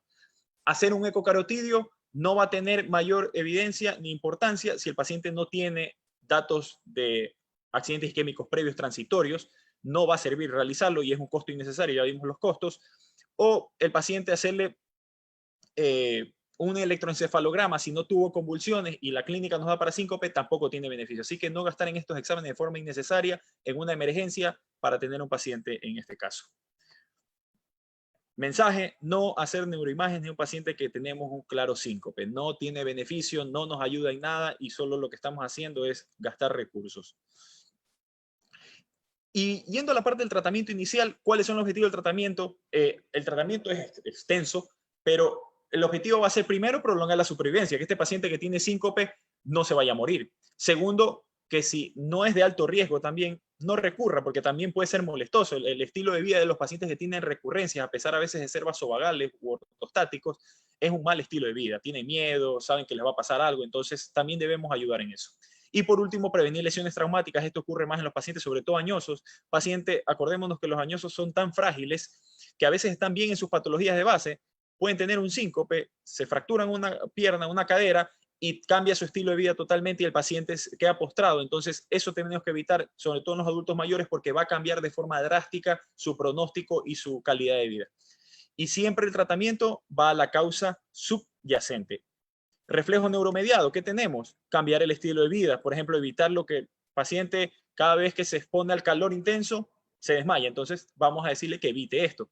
Que también es bueno la ingesta adecuada de líquidos. Algunos le puede ayudar, no sal directamente, sino utilizar bebidas que tengan electrolitos, sobre todo los pacientes que se deshidratan de forma fácil o tienen sudoración profusa. Maniobras de tilt training, eso principalmente lo que se refiere son, por ejemplo, una muy conocida es el paciente cuando se va a levantar de la cama, le dicen que cruce las piernas y las mantenga para que aumente el retorno venoso y no se desmaye. Hay algunos casos, los fármacos, no hay beneficio en sí en la mortalidad, sobre todo más es beneficio sintomático, por ejemplo la midodrina o fluocortisona. Midodrina es un alfa agonista, hace vasoconstricción y puede ayudarle a subir la presión a estos pacientes que tienen este neuromediado. O la fluocortisona lo que hace es retener sodio y agua, es un análogo mineralocorticoide y les puede ayudar en unos pacientes. Pero esto se utiliza como último método. Principalmente el objetivo del neuromediado es evitar lo que le provocó el síncope y no lo van a tener seguramente. Y marcapaso, como bien decía el doctor Richard López, solo en un grupo muy escaso de pacientes, y esto va a ser definido principalmente por médicos cardiólogos y electrofisiólogos, porque a veces se pone antes y a veces puede pasar que se ponen muchos pacientes marcapasos con síncopes vasovagales, cuando vasovagales a veces con trastornos eléctricos que vemos por ahí que hizo una bradicardia y sigue haciendo bradicardia y no lo necesita. Entonces tenemos que hacer una evaluación complementaria. Cardiogénico, tenemos pacientes, como decía el doctor, si tú tienes un infarto y se sincopó por el infarto, es el infarto el problema, vamos a meterle un cateterismo. Bypass, lo mismo. Marcapaso, si vemos el electro y tiene un bloqueo de tercer grado, un MOVIT de segundo grado, este paciente probablemente necesite un marcapaso. Si el paciente tuvo una taquiarritmia, una taquicardia ventricular, ya sea por una QT largo o una causa estructural de base o un infarto que tiene una escara, el CDI o cardiofibrilador va a ser un tratamiento para evitar la muerte sobre todo, o cirugía cardíaca estructural, por ejemplo, si tiene miocardiopatía hipertrófica, la resección de la parte muscular hipertrófica son algunas de las opciones terapéuticas. Y en el ortostático, evitar gatillos que proporcionen el evento, o sea, sobre todo en los cambios de posiciones bruscos, retirar drogas que alteren la hemodinamia, importantísimo. Miren si el paciente, muchos añosos a veces, y esto es un tema, por ahí me puedo estar saliendo, y no sé si concuerdas con lo mismo, Richard, hay pacientes que somos en los añosos bruscos en tratarles de mantenerle la presión 130, 120, y estamos felices y decimos, mire, su paciente de 70 años tiene 120, 80, pero doctor, en la casa siente que se marea, como que está inestable. No, pero por la presión, como estoy según la guía, este paciente estamos bien, así que mantengámoslo así. Y no somos permisivos y al final termina cayéndose este paciente y cambia su estilo de vida. No sé si concuerdas un poco con eso. Así es, no, estoy totalmente de acuerdo. Acordémonos que ya a mayor edad también van a haber alteraciones en lo que es la respuesta moduladora de nuestro cuerpo a los cambios posturales, a la respuesta al ejercicio o algún evento, ¿no? Y esta respuesta va a condicionar también que no se regule como es adecuada la presión arterial. Y por eso en estos pacientes mayores de 60 años, 65 años, se busca siempre tener unas presiones permisivas, como tú lo expresas correctamente, o sea, tener 130, 135, 80, 85. Hay que ser más delicados. Ajá, que le permiten a ellos tener una mejor movilidad, estar más activo y etc. ¿no? Sí, perfecto. Y la adecuada hidratación, pacientes adultos mayores se deshidratan, no toman agua, es lo común, pierden el reflejo de la sed, entonces mantenerlos hidratados, verle la piel, eso le pueden a veces enseñar a los familiares que le vean las mucosas, le vean la piel, y así el familiar va a saber, porque estos pacientes a veces adultos mayores, que son más los ortostáticos, necesitan cuidados, y con ello eso los familiares pueden guiarse cómo mantener un estado de hidratación. Ingesta de sal les puede ayudar, se ha demostrado que la adecuada hidratación y la ingesta de sal, según las recomendaciones, puede hacer que pacientes tengan menos ortostatismo. Pueden dormir en posición Trendelenburg, les ayuda un poquito para mejorar la parte de la volemia de los miembros inferiores. Cuidado con pacientes con insuficiencia cardíaca, que los puede hacer que se ahogue más, entonces solo en casos indicados. Y la compresión mecánica, generalmente a veces utilizan medidas de compresión mecánica en la noche, eso les ayuda a mantener la volemia y el retorno venoso adecuado. Cuando se levantan no les va a provocar que haya mucho pooling, que le dicen en inglés, que es la sobrecarga de líquido en los miembros inferiores, sobrecarga venosa, y cuando se levantan se desmayan en la mañana. Entonces podemos ponerle medidas de compresión en la noche con un poco los miembros elevados, y en la mañana eso va a mejorar la volemia al momento que el paciente se pare. Y también ayudan las maniobras. Unas maniobras, por ejemplo, son cuando el paciente se vaya a parar, cruzar las piernas. Otra le ayuda a hacer maniobras de compresión en las manos. Eso hace que mejore la volemia, el retorno venoso, y les va a ayudar en el síncope. Pero la causa clave es, el punto clave es tratar la causa de base. No hay un solo tratamiento en síncope en sí, sino es el síncope según la causa.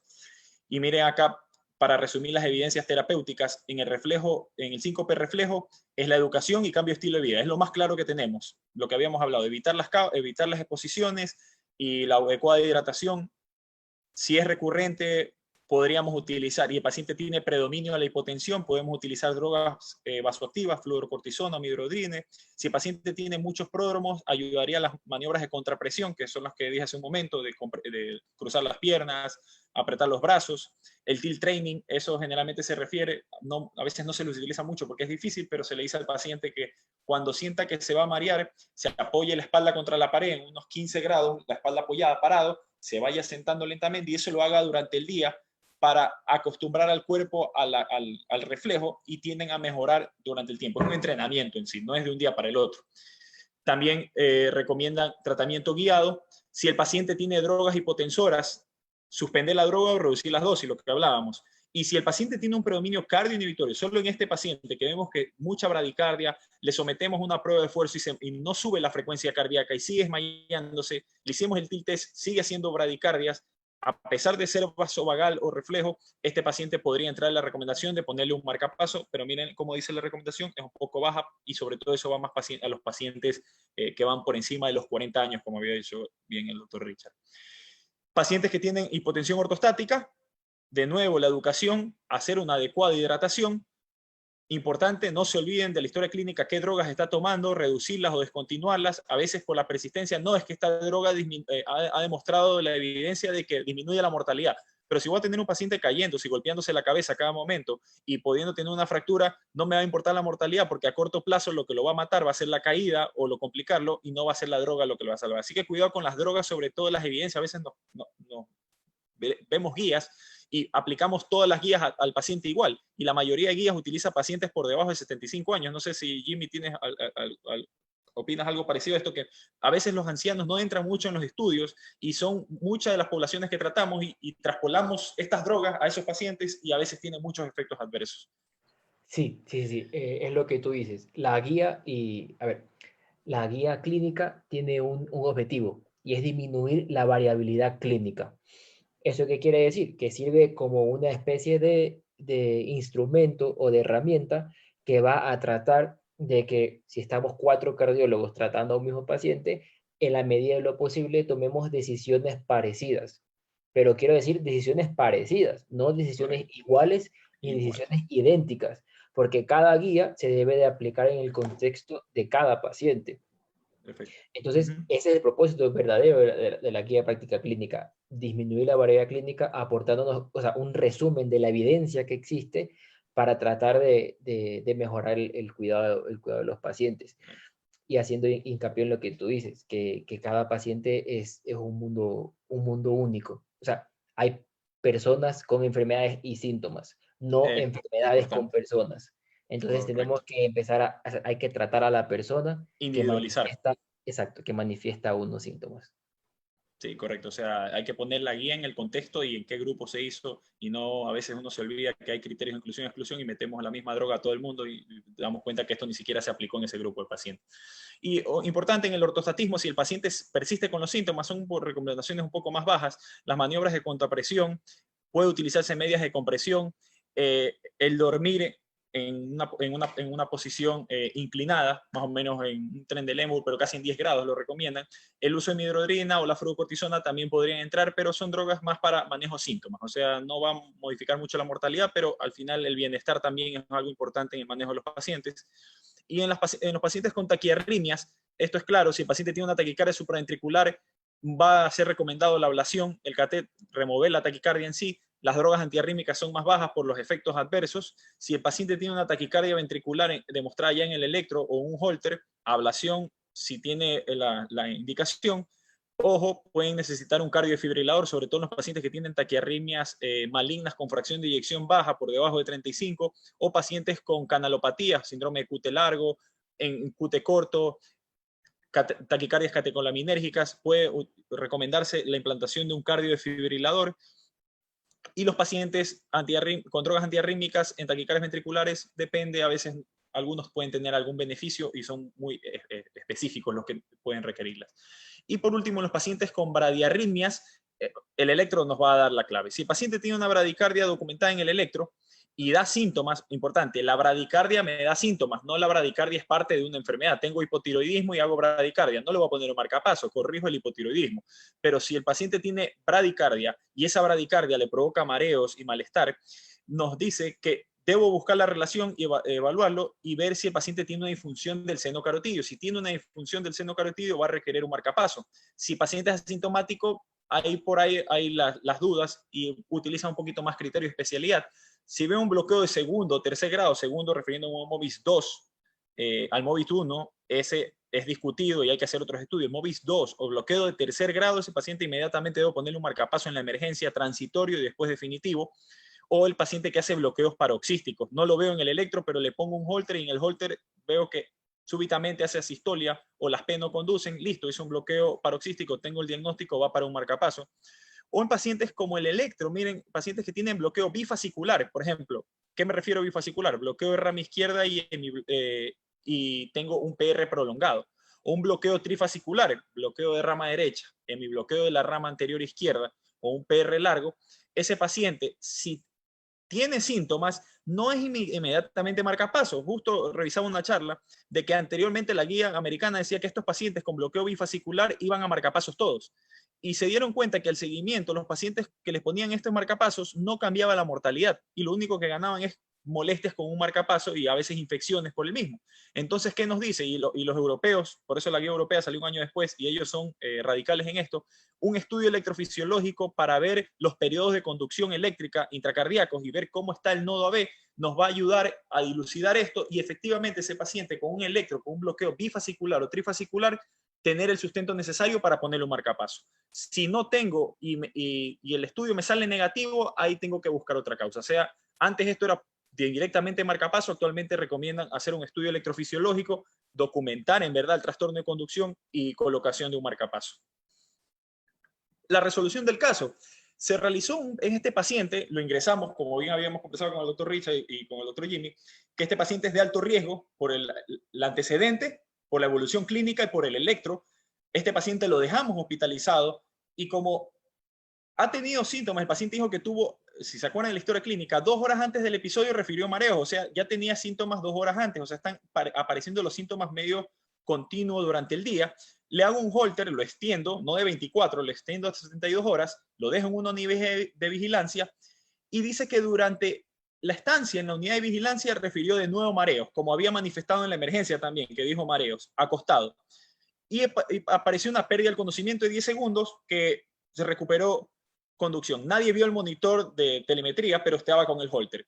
Cuando se le saca el holter, por si acaso, este paciente también se le hizo un ecocardiograma, demostró aquinesia septal, la secuela anterior del infarto que tenía una fracción baja, miren, esto ya es de alto riesgo.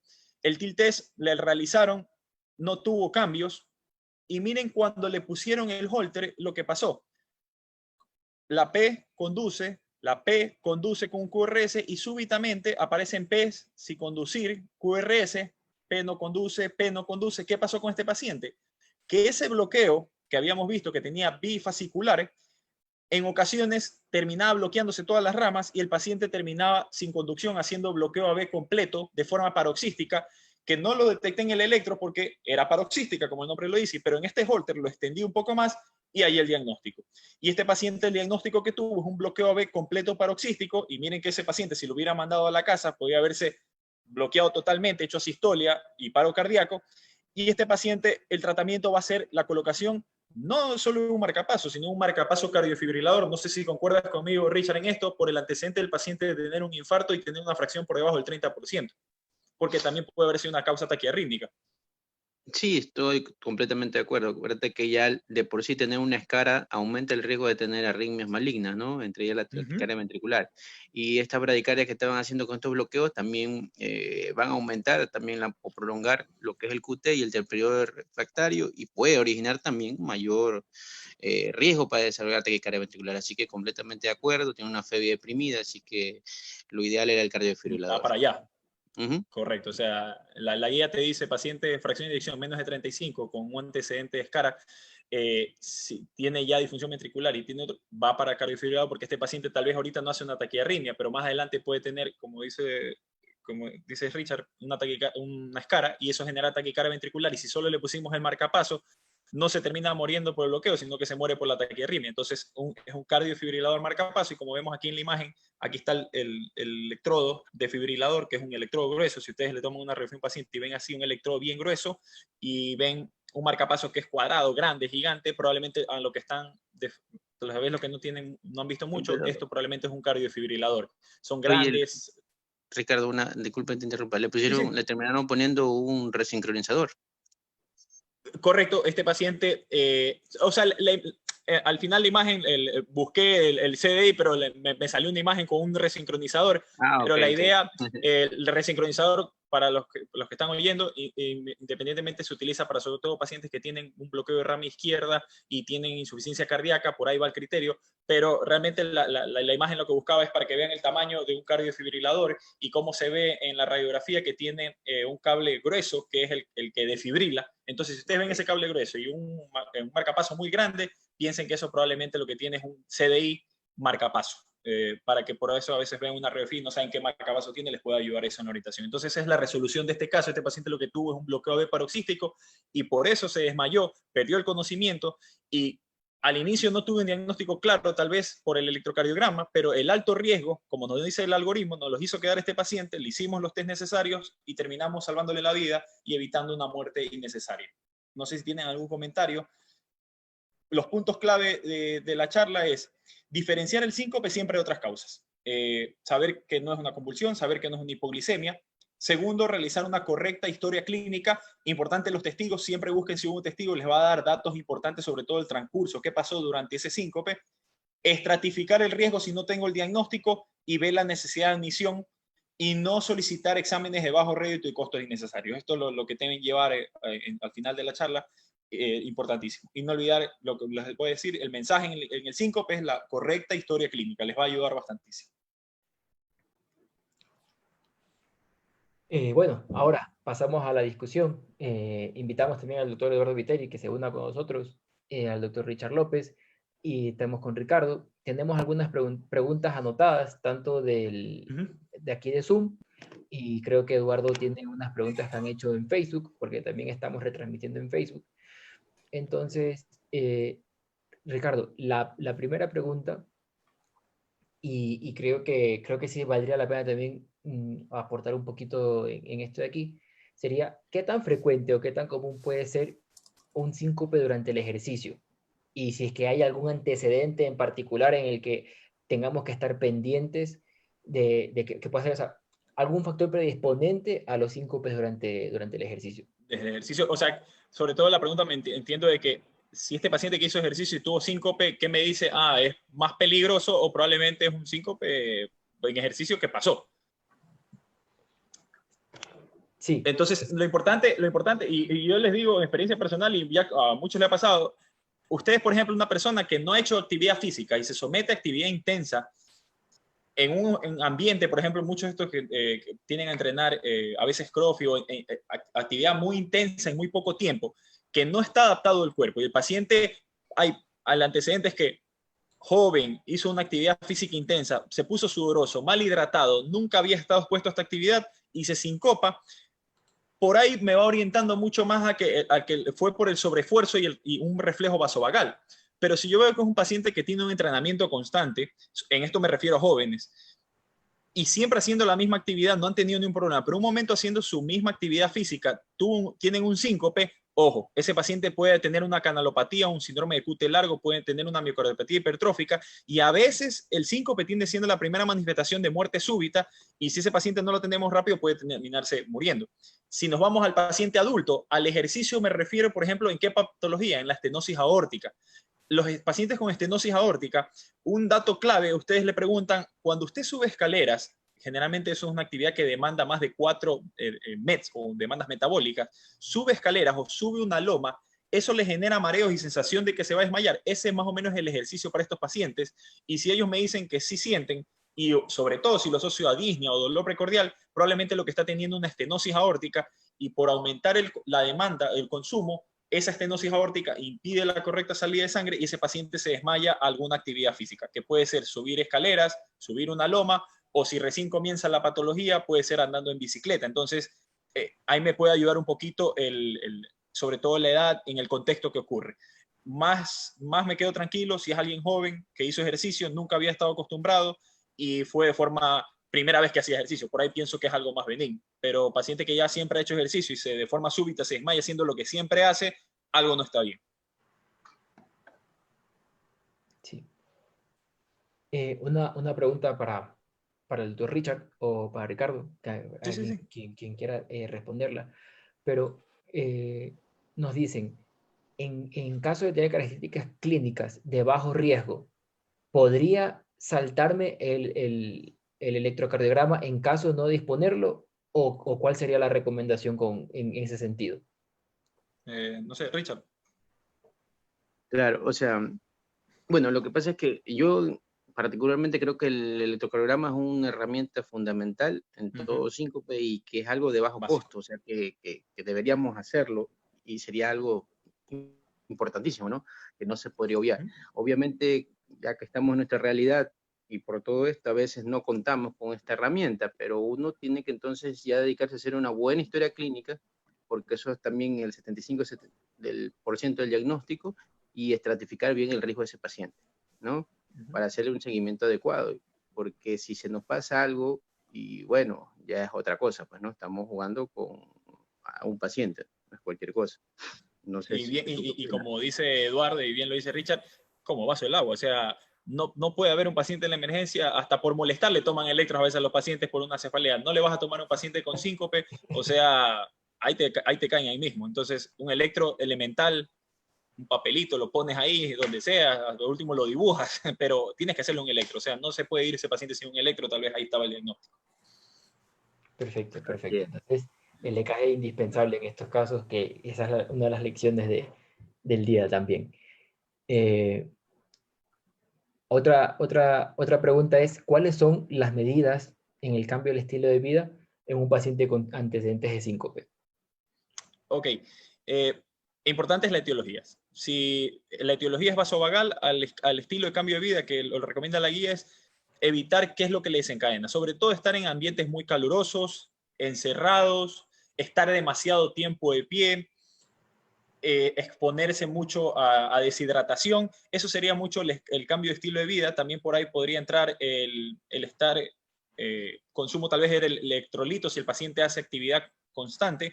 Ahí voy a buscar en ese paciente con vasovagal. Y el estilo de vida por ahí un paciente ortostático, mantener buena hidratación, la medicación sería bueno recomendarle al familiar que le tome la presión, ya sea con un dispositivo portátil, para saber cómo está su presión y ese paciente aprende a monitorizarse y saber cuándo está pasando algo. Entonces también eso involucra el cambio del estilo de vida.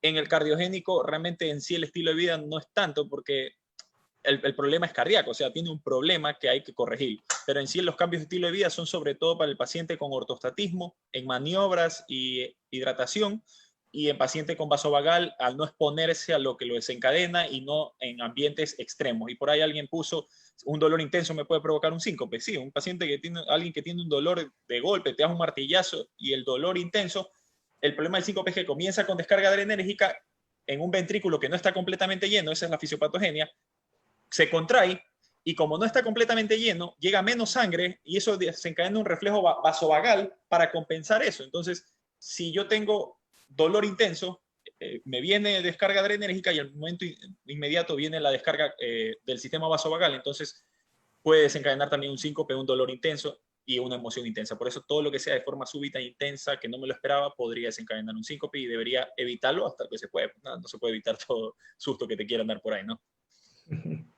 Y qué tipos de susto también, pero bueno, También qué tipo es. Que eso te digan es que te vaciaron exacto. la cuenta y sí, se desmayas y te tiras, ¿no? Que no sé si tal vez el doctor Richard quiere hacer algún comentario Ujú. adicional antes de pasar ya al cierre de la charla. No, o sea, muy bien, yo creo que muy bien, muy buena charla, te felicito Ricardo y a todos, ¿no? Por la organización. Yo creo que esas son las medidas principales que uno tiene que tener, todo lo que ha explicado, o sea, hacer una buena categorización de los pacientes que son de alto riesgo, de bajo riesgo, para según eso también ver la etiología y darle el tratamiento adecuado. Indispensable el electro, que es algo fundamental que debemos Ujú. tener y seleccionar muy bien las pruebas complementarias cuando son síncope cardiogénico, ¿no? Saber Ujú. cuándo nos utiliza, cuándo es bueno guiarnos por los resultados de esas pruebas. Por ejemplo, en la prueba del TTS, cuándo hacerlas, cuándo no, e interpretar bien los resultados de las mismas, ¿no? Porque hay Correcto. muchas veces que cometemos errores y eso es lo que ha pasado muchas veces, ¿no? Perfecto. Y se han puesto marcapasos por gusto, que no Ya. han cambiado la sobrevida o le han dado una mayor sobrevida a los pacientes. Uh -huh. De ahí, pues, lo único que me quedé con la duda es cómo están haciendo, cómo hacemos ahorita, ¿no? En cómo estamos haciendo en el hospital ahorita, lo están manejando en tu hospital por lo de la pandemia, porque cómo lo están dejando ingresado, hay un área o cómo se está haciendo. Porque, por ejemplo, te cuento que en el hospital acá en Machala, donde estoy yo ahorita trabajando, todo el hospital está siendo manejado con patología, entonces es muy difícil el manejo de estos pacientes. Yo trato de que si son pacientes que son de alto riesgo, pues tratar de derivarlos a un prestador Ajá. para que ahí terminar de hacer todos La los evaluación. exámenes y el tratamiento adecuado. Uh-huh. Pero Sí, en el no. hospital no podemos manejarlo ya, pacientes. Sí, no, No o sé, sea, tu sobre experiencia ahí todo, ahorita en el Teodoro Maldonado. sí, o sea, ahorita todo eh, está como desorganizado en el contexto de la epidemia, porque todo es ese miedo, pero esto ya va para todos los, o sea, los pacientes también están teniendo miedo de ir a las emergencias y eso está haciendo que los pacientes, muchos fallezcan en las casas. O sea, piensan que todo esto es COVID, no necesariamente es COVID. Los pacientes están teniendo infartos. La otra vez vi un paciente que se había infartado, pensaban que la disnea era por COVID, le hicieron unos exámenes, no le vieron nada en la radiografía, lo mandaron a la casa y el paciente le hicimos un electro y tuvo un infarto anteroseptal y gracias a Dios no se murió. Entonces, estos pacientes que están viniendo a las emergencias, la evaluación de riesgo, así como el Manchester, la evaluación de riesgo y exámenes básicos pueden hacer por lo menos, si no tengo los recursos, por lo menos el hecho de ya dejarlo hospitalizado, hasta ver dónde lo puedo referir, ya me va a ayudar a tener un manejo inicial. Pero el mensaje es no mandar a la casa a un paciente que tengo sospecha y datos de alto riesgo, y si en cambio las calculadoras me salen bajo riesgo, mi antecedente es claro que es un síncope vasovagal, mándalo a la casa. Mándalo a la casa, así como la típica crisis hipertensiva que la tenemos con 140-90, tenemos a pacientes 12, 24 horas cuando hay que modificar el tratamiento y mandarlos a la casa. Entonces, no gastemos los recursos y también optimizar porque no tenemos que acumular pacientes en las emergencias.